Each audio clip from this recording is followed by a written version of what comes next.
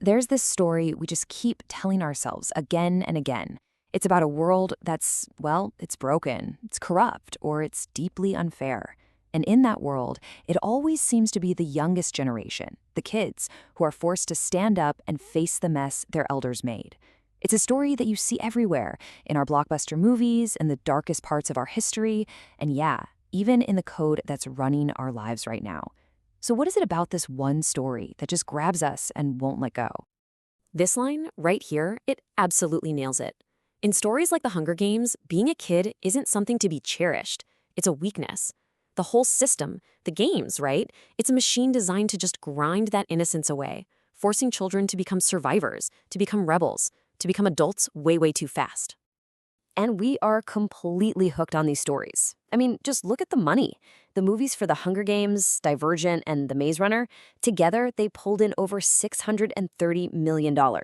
That's not just a trend, that's a deep, powerful hunger for these stories about young people fighting back. So why? What is it about this theme that hits us so hard? Well, these stories are way more than just popcorn flicks. They're kind of like a mirror for our own fears, They dig into what happens when the world just goes wrong, when politics, society, and the rules themselves create a system that desperately needs a challenger.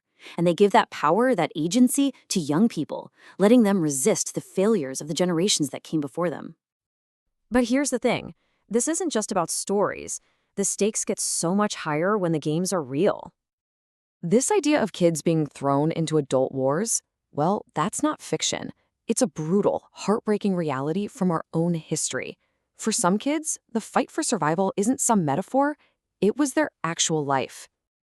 Let me introduce you to Marcel Pint. He was 6 years old when he started acting as a career for the French resistance during World War II. He was carrying secret messages in a world more terrifying than any fictional arena you could ever imagine. Just a child, forced into a war made by adults. His story is it's heroic and it's absolutely gut-wrenching. On August 19th, 1944, he was accidentally killed by a stray bullet from one of his own side's guns. Just 2 days later, he was buried with full military honors, right on the eve of his town's liberation. After his death, they promoted him to sergeant, a 6-year-old sergeant, a hero in a war that completely stole his childhood. This is what happens when the games are real. Okay, so let's jump forward to right now, because the battlegrounds, they've changed. They're not always physical places anymore. Today, some of the biggest, most important fights for our freedom are being waged on a totally new, completely invisible frontier, the internet. The enemies just have different names now. See, in our stories, the bad guy is the capital or some evil corporation. Online, the threats are things like mass surveillance, zero-day exploits, and Trojans. But they're the same thing, really. They are both oppressive systems that want to control and to watch, and both of them are inspiring a whole new kind of resistance. And in this digital war, the rebels have their own weapons. One of the most famous is Tor. It's basically software that helps you communicate anonymously. It's a lifeline for activists, for journalists, for regular people who just need to protect their privacy from systems that want to track their every move. But this new frontier is a minefield. It's a world built on deep suspicion, a ton of technical jargon, and this constant nagging paranoia. Honestly, diving into the online communities that build and use these tools, it feels exactly like you're listening in on a secret resistance cell. And this right here, this comment from a user on the Tor project's own blog, man, it just says it all. The level of distrust is incredible. The assumption isn't just that they're being watched, it's that the enemy is already inside the gates, hiding inside the very companies that make the software we all use. And this whole fight has its own language. It's this dizzying vocabulary of vulnerabilities, backdoors, keyloggers, and cryptographic hashes. But these aren't just tech terms. No, they're the weapons. They're the tactics in a war that's being fought with information. And the one question that hangs over every single conversation is painfully simple. Who do you trust?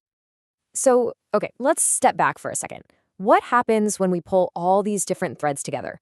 We've got a fictional girl with a bow and arrow, a real-life little boy on a bicycle, and an anonymous coder staring at a screen.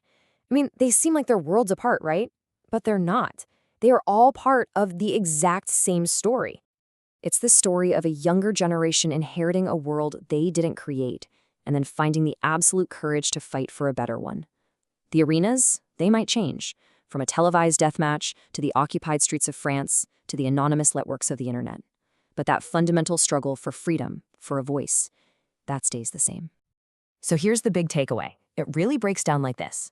On the fictional stage, you get characters like Katniss Everdeen who become these powerful symbols of rebellion.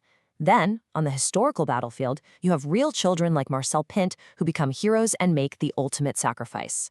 And now, on the digital frontier, a new generation is waging a quiet, incredibly complex war for privacy and freedom. 3 different arenas, but it's all one timeless story. And all of this leaves us with one really important question. These stories, the real ones and the ones we imagine, they show us that change is always possible, that sometimes rebellion is necessary. But as the systems of control get smarter and the battlefields get more and more complex, how in the world do we prepare the next generation for the fights that they are, without a doubt, going to have to face?